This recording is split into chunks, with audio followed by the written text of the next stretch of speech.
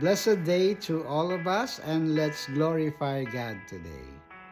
If there is one thing that you could wish this coming year 2026, what would it be? Would it be more money, better health, or would it be a success and a new beginning? All of those are good.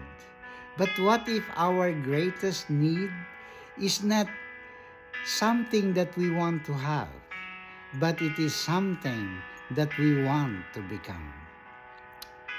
If there is one thing to hope for this coming year, why don't we choose forgiveness and acceptance?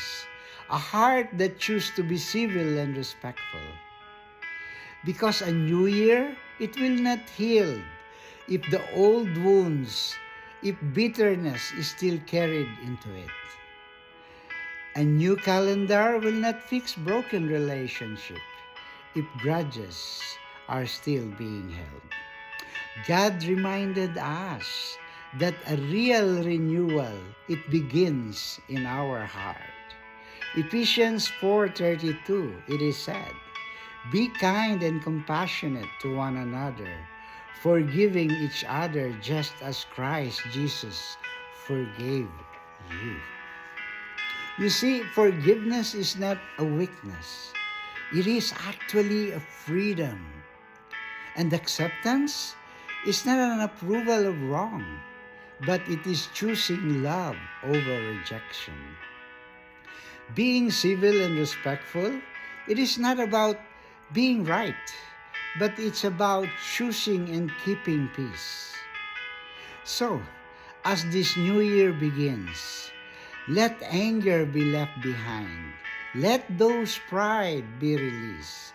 And let those hatred be healed.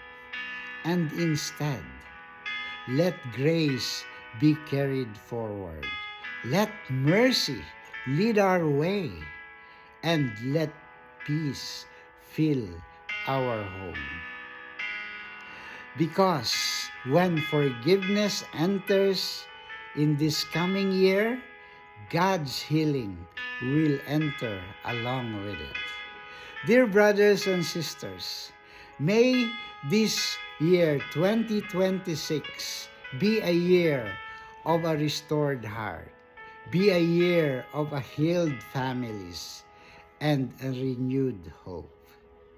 Happy New Year to all of us. And thank you for listening. To God be the glory.